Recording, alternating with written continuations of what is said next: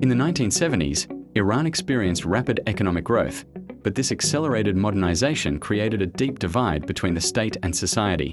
Top-down reforms, the power of SAVAK, political repression, and growing economic inequality fueled resentment among clerics, intellectuals, workers, and the urban middle class. In 1978, the first spark ignited. A newspaper article attacking Ayatollah Ruhollah Khomeini triggered a wave of religious and political protests. In the months that followed, every 40-day mourning cycle for those killed in demonstrations turned into larger nationwide gatherings. What began as scattered unrest evolved into a mass popular movement.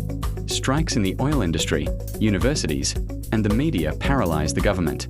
The streets filled with millions demanding one thing: the end of the Pahlavi monarchy.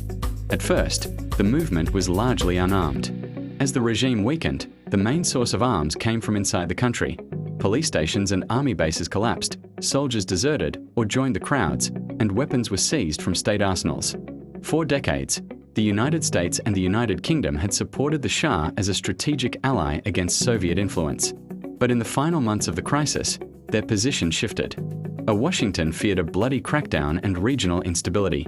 A London prioritized long-term interests over unconditional loyalty to the Shah.